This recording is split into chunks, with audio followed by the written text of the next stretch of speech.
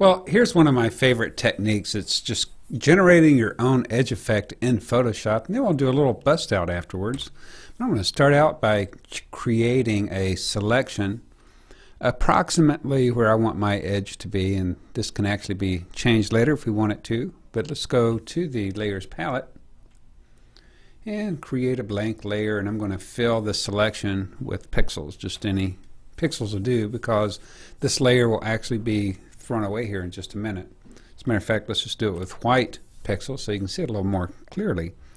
And I'm going to deselect the active selection and then run a displacement map. Under Filter, Distort, we'll go to Displace.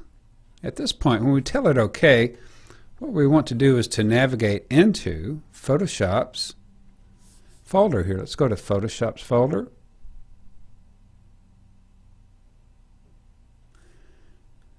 I'm looking for Photoshop. Give me a second.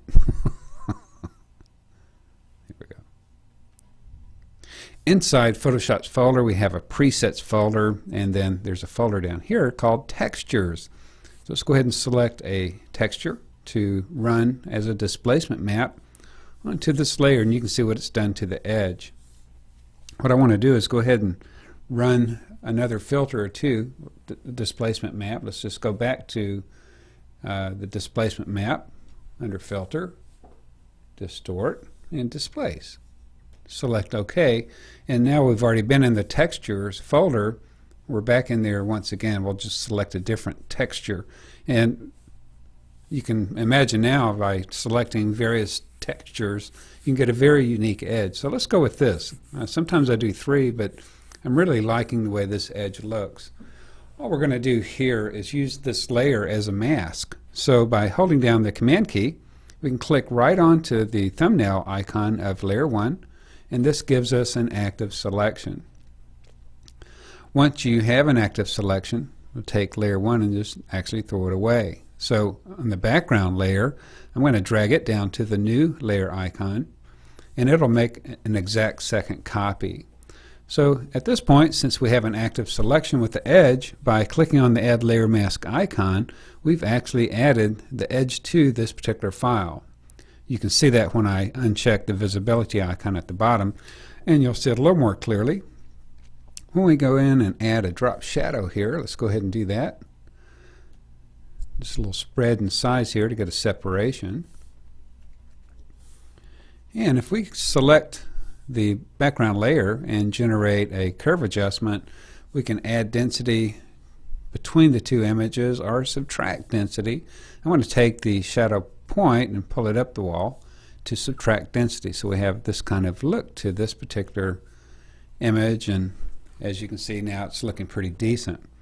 Back on the top layer where we have the image and the mask, right between the two, I'll zoom up for you for just a second here, we have the little icon that locks these two together.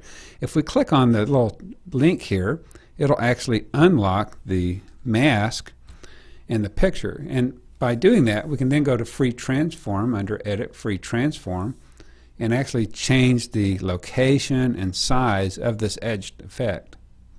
So that's one of the options we have.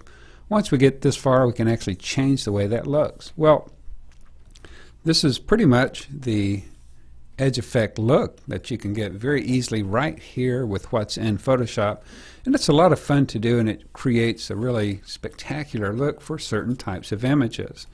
I'm going to free transform this edge effect one more time, and I think that's pretty much what I want to get right there. Well, the next thing I want to show you is how to create a bust out look. And what I want to bust out of this image would be the feathers. You see the feathers in the background here. I want to bust them out of this particular edge. In order to do that, I'm actually going to have to separate the drop shadow from this particular layer.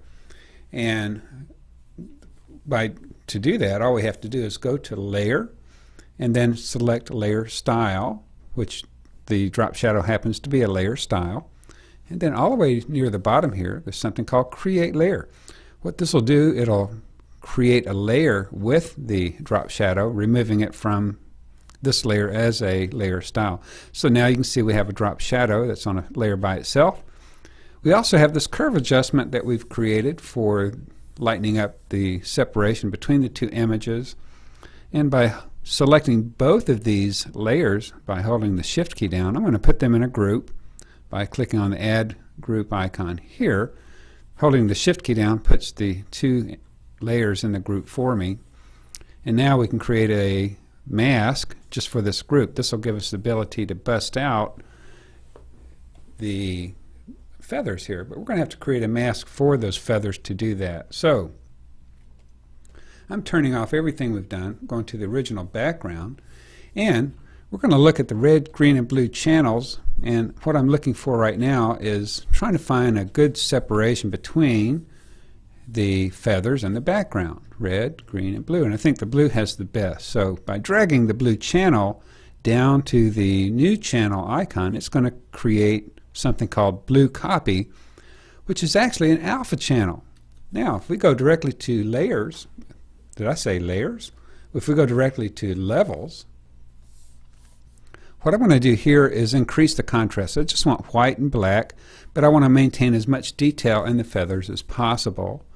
Let's take the highlight slider in toward the center of the histogram until we've pretty much got a white background here.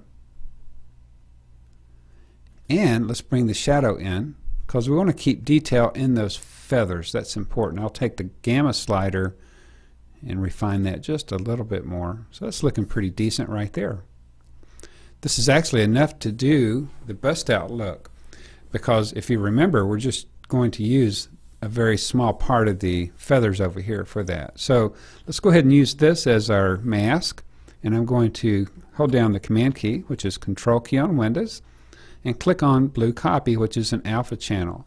This will give us an active selection. And while we're here, let's go ahead and go to Select and Inverse, because you can see the selections on the edge of the frame.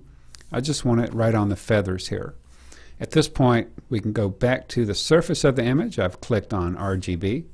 And now let's go back to the Layers palette and click on our group mask. We'll go ahead and turn the visibility icon on here. And since we're in the group mask, all we have to do now is take the brush tool with black paint and paint on our feathers, and that will give us that bust out look. And the reason we've had to do all of this and put these feathers into this group here, or at least this shadow and adjustment layer, is because had we created this bust out look on the original mask, it would have come with the drop shadow that we don't want. That wouldn't have looked natural. So here we've been able to actually create this bust out look with the edges, and there you go.